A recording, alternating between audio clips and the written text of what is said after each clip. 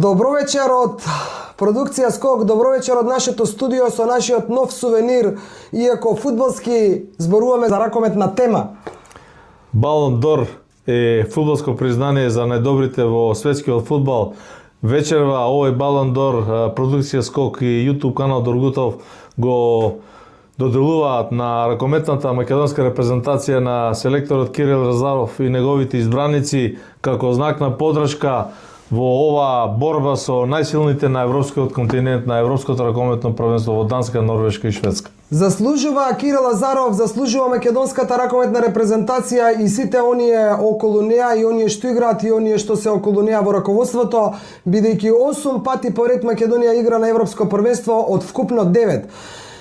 Нека биде ова еден ракометен Балон д'Ор посветен на нив, една ракометна емисија посветена на нив, но исто така посветена и на најновите информации што ти изминатава недела успеа да ги собереш на тема Начевски Николов, на онаа тема која што не боли. Така е, која што сите не боли.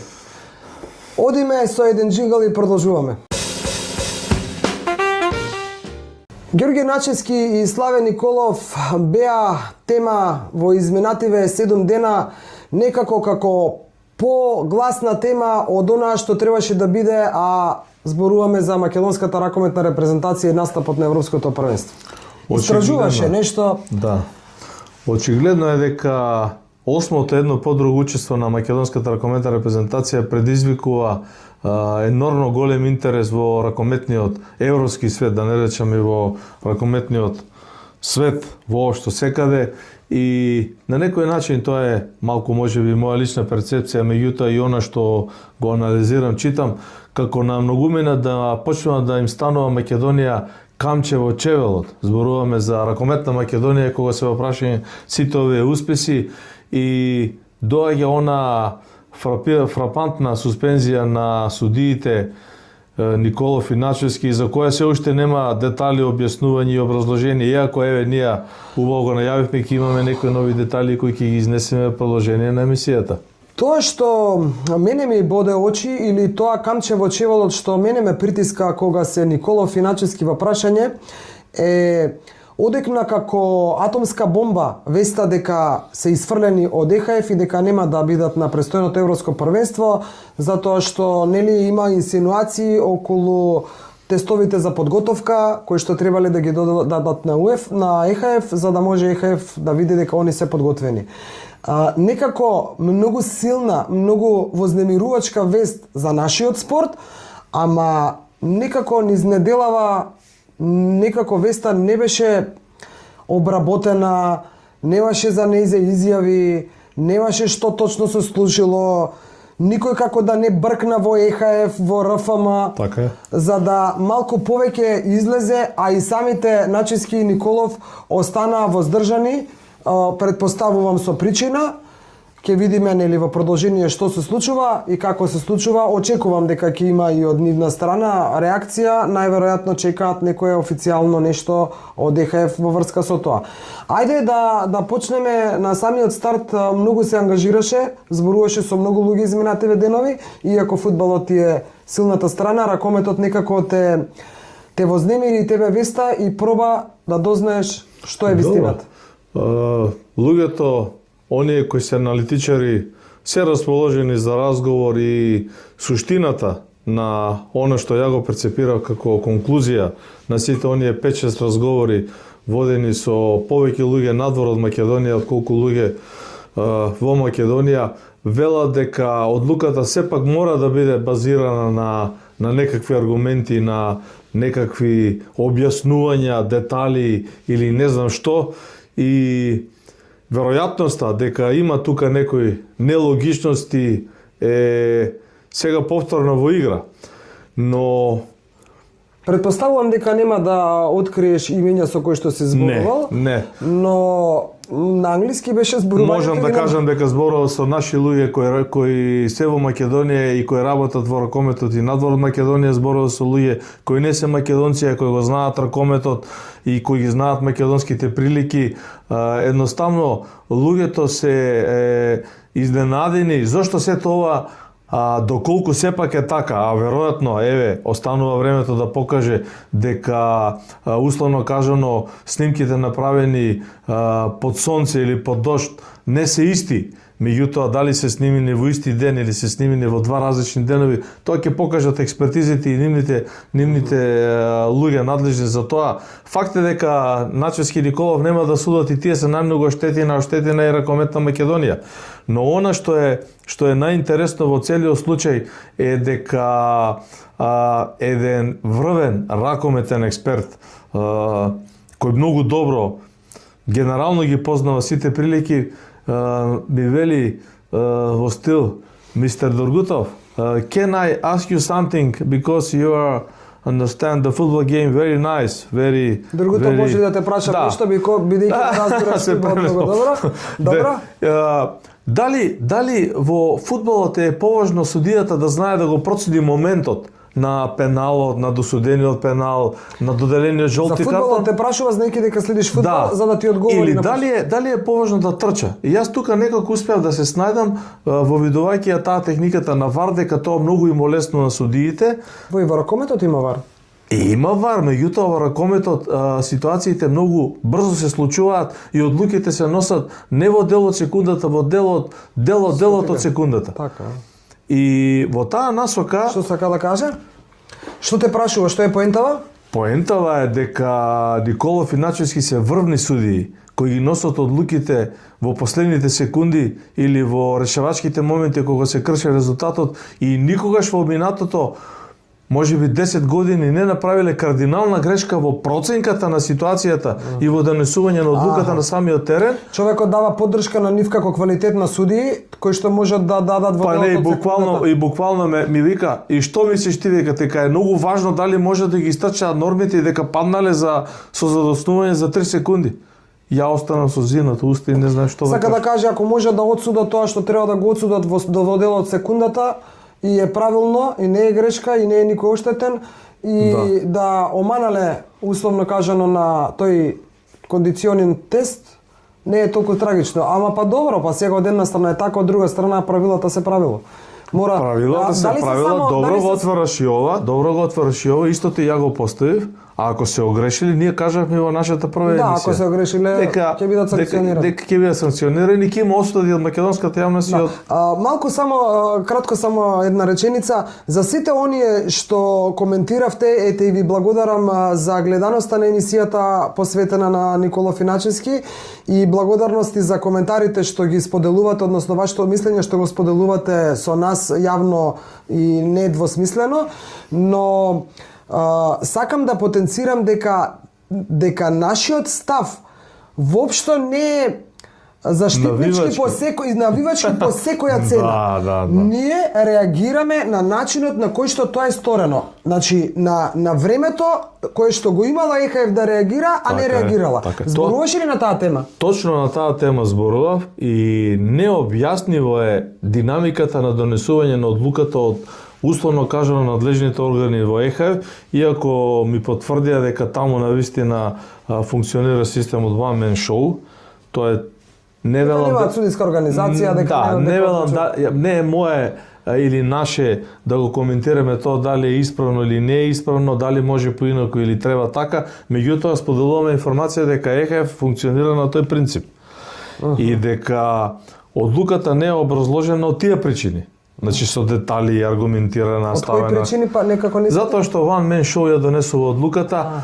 Има две експертизи. Едната експертиза ја прават во рамки на ЕХФ, втората експертиза се прави, зборувам за експертиза на снимките. Да? Втората експертиза се прави во експертска организација која е екстерен соработник, надворешен соработник на ЕХФ, односно работи надвор од нив. Имаш ли некој објаснување зошто беше во 12:05, а не во 5 до 12, да речам, споделена информацијата од ЕХФ? Не постоеше човек кој не ми рече тоа е невозможно, тоа е неетички, тоа не личи на сериозност. Колку и да се огрешиле, и дека е намерно.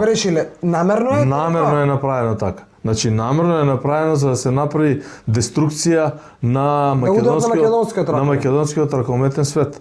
И дека веројатно ова ми е многу тешко да го кажам вака гледајќи во камера и објаснувајќи дека ветерот дува од Македонија. Дека има Тоа што го имав јас како информација една дека имаме Кодошов дека кој што рекол погледнете ги снимките Наташа, на начин. не е Кодошов, можеби не е најсоодветниот збор, него Полош не знам да најдам. Не, Ти сакаш помек да најдеш. Идејата е дека ЕХФ едва и чекале некој да им сигнализира Тоа е тоа. дека нешто не е во ред кај нашите најдобри судии, ама не е во ред, некога ги досудиле, ја донеле одлуката за чекори, кога Хрватска беше оштетена во финалето и кога им докажаа на целиот ракометен и светски свет дека е правилно донесена одлуката, него дека не ги истрчале 100 метра за 10 секунди, него ги трчале 13 секунди. Карикирам за да се разбереме. Значи и ти доби информација дека од овдека дува ветерот за да ги погледна снимките и да обрнат Па внимание. и најверојатно многу сериозни луѓе ми обрнаа внимание во стил Мијалчо не може да се донесе одлуката да биде толку ригорозна, фрапантна и толку застрашувачка, да ги осаката двајцата судии, а да нема баш ништо за сето тоа. Сега колку ЕХФ го чекал моментот, колку ја местил ситуацијата, колку чекал да се доближи Европското првенство, па да ги тргне овие двајца македонски судии да влезат некои други судии на тоа место. И она што е со сигурност нашиот случај со нашите судии не е единствен. Има и други такви судии кои имале исто вакви условно кажано проблеми со дали монтажата, можеби со техниката и со видеоснимките околу физичката и психичката подготвеност.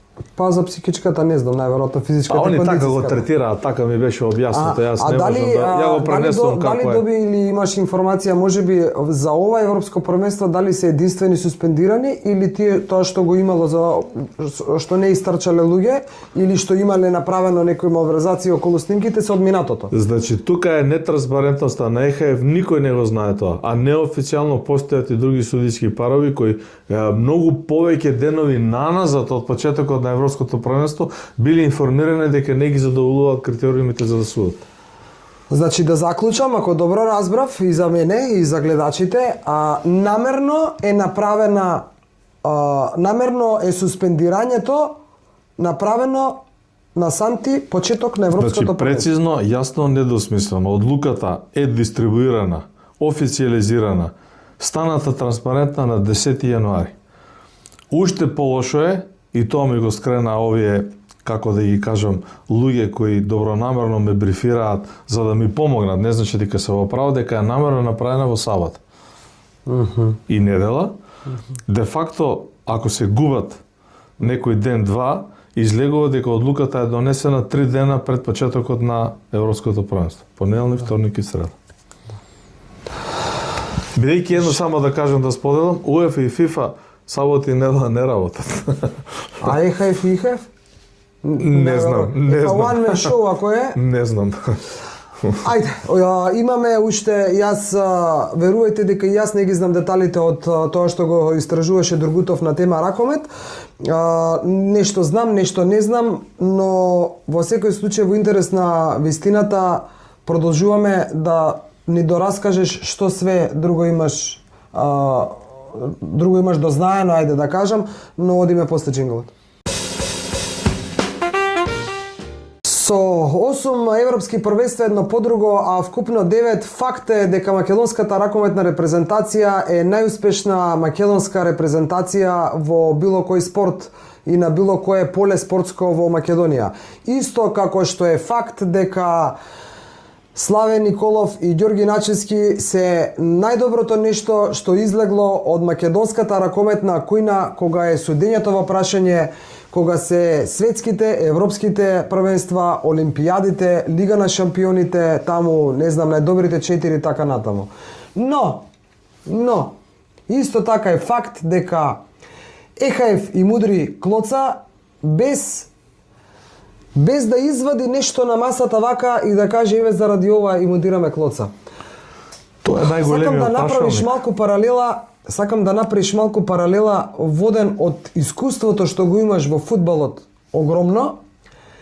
Дали е нормално, еве и до ден денеска, 10 дена се поминати, се уште ништо да нема на ачик извадено?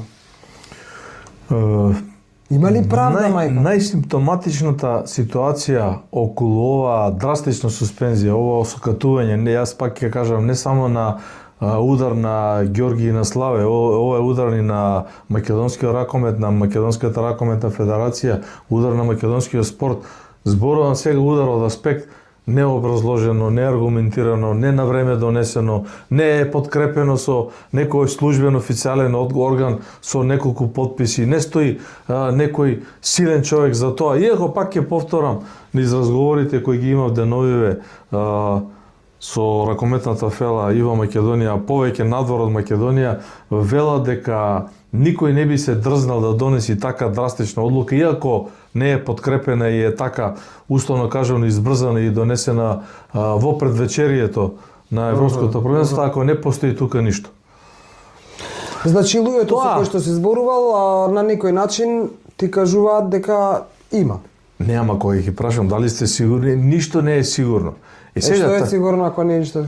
Сигурно е дека они нема да сидат на Европското првенство. Што друго е сигурно? Тоа ми е поентата. Ако имаме во предвид и размислување дека многу е потешка одлуката некого во главата да го осудиш и да осудиш такви 100 невини луѓе, отколку еден виновен да не го осудиш, така. Сега карикираме пластично за да се разбереме, тогаш одлуката не е издржана, не е аргументирана и не е на правна основа, уште помалку ако зборуваме за етика, морал и така натаму, иако и ако се докаже до, не знам, август месец дека они двајцата се виновни и направиле некои дурми. Ама колку време треба да докажуваат? А како работат ЕХФ нема да се реши сигурно до завршувањето на квалификациониот циклус за Лига шампиони, бидејќи они нема да судат и понатаму. Тоа сакаш да кажеш сигурно? Нема шанси да судат. Ако ова другото не е сигурно. Тоа го испушти да го кажам.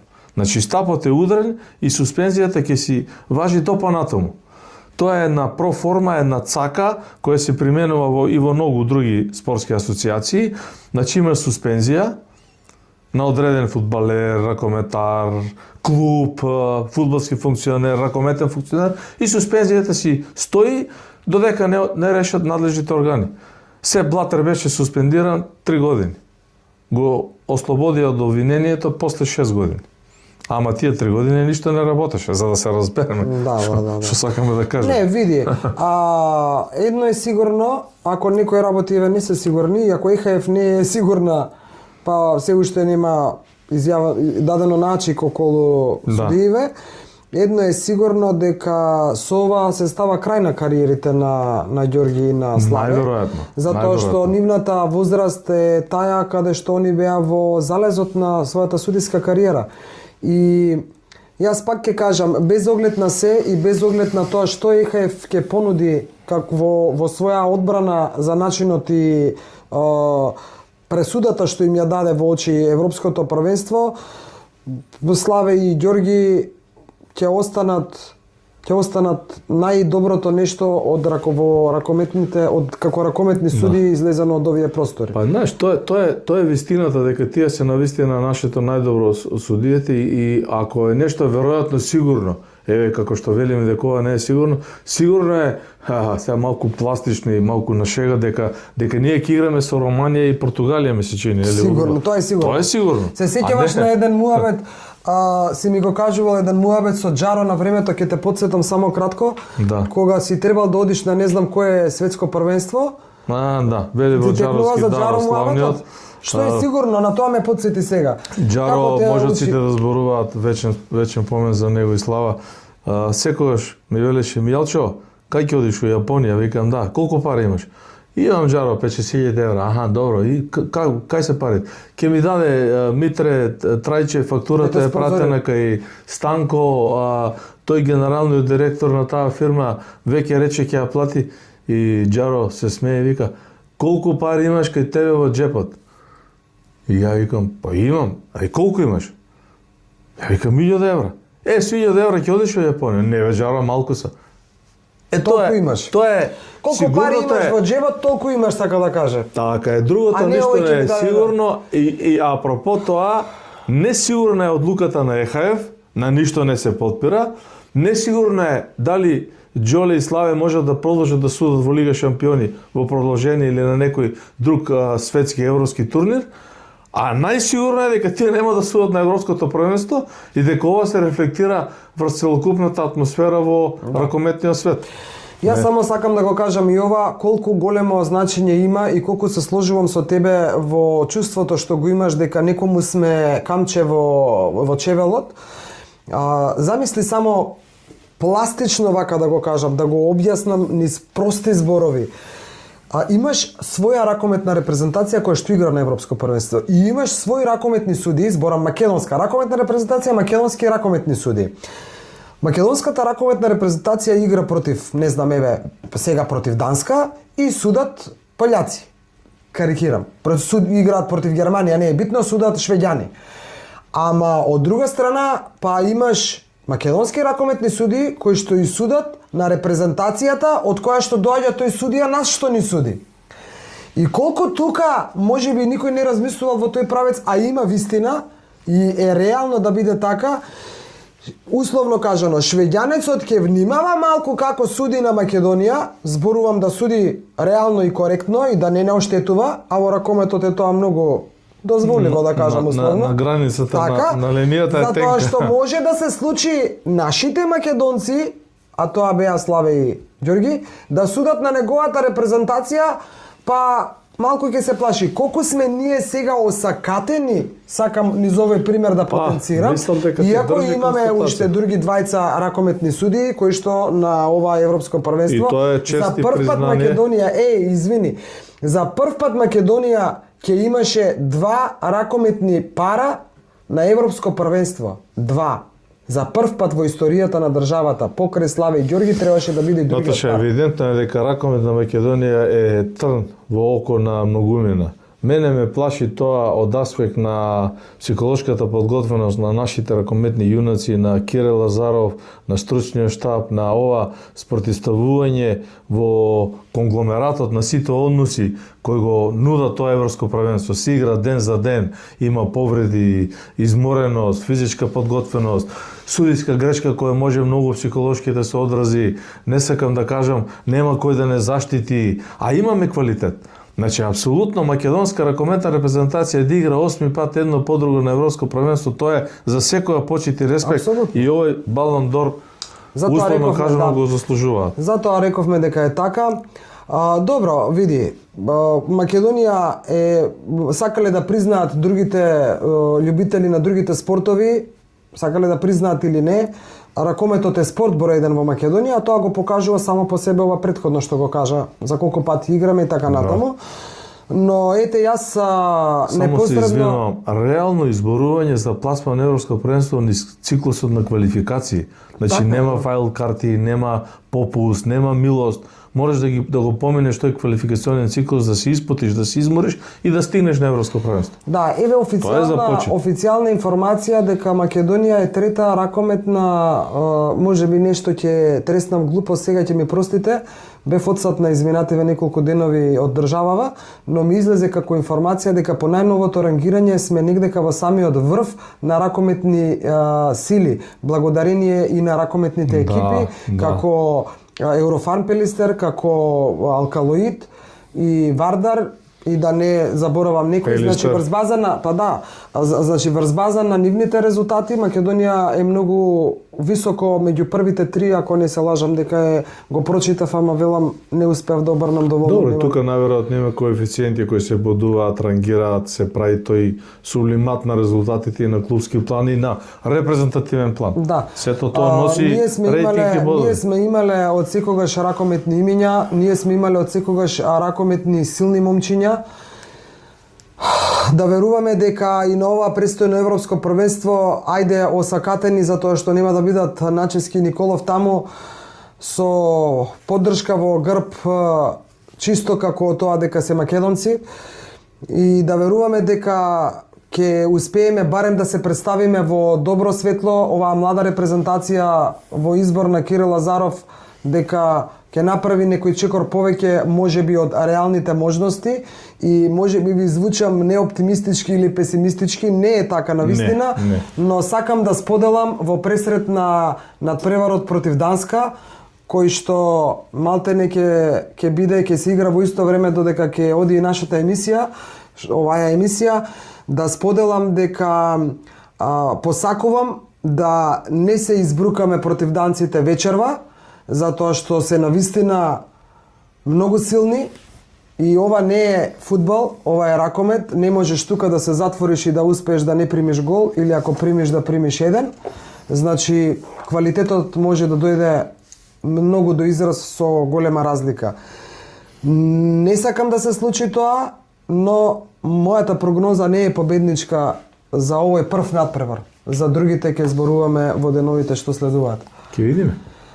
Тоа е тоа, нешто ако сакаш да додадеш, да се одјавиме од Само емисијата. да дополниме дека Фудбалската федерација на Македонија даде официјална подршка на ракометната репрезентација на Македонија, ФФМ, да, Добро. преку нивните средства за информирање, преку нивните гласила и во стил тоа малку ме бендиса дека Данска е наша судбина и дека треба да се бориме против тоа и да победиме. Ајде, дај Боже нека биде така, дај Боже ова што го посакува ФФМ го посакуваме сите. Ништо, да останеме тука, да веруваме дека помалку ќе имаме, поретко ќе имаме ситуации вакви каде што ќе се чувствуваме изиграни, изманипулирани, измамени само по себе затоа што сме македонци, затоа што сме Македонија и затоа што сме помали од оние големите европски сили, па особено еве и кога зборувам у спортот и не мора да значи за спортот.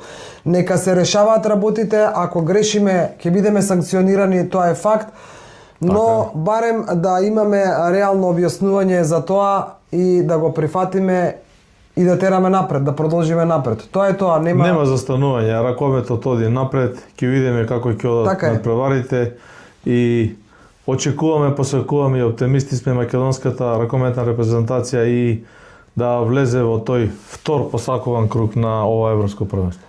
Јас пред да ви кажам до видување до следната емисија, сакам само да најавам емисија на тема фудбалски клуб Вардар и овој Роџерс Мато кој што е представен како нешто најдобро и најголемо што играло во овие македонски фудбалски простори, зашто Другутов не се сложува, а има и аргументи и факти за тоа. За тоа во следна емисија. До скоро. До скоро.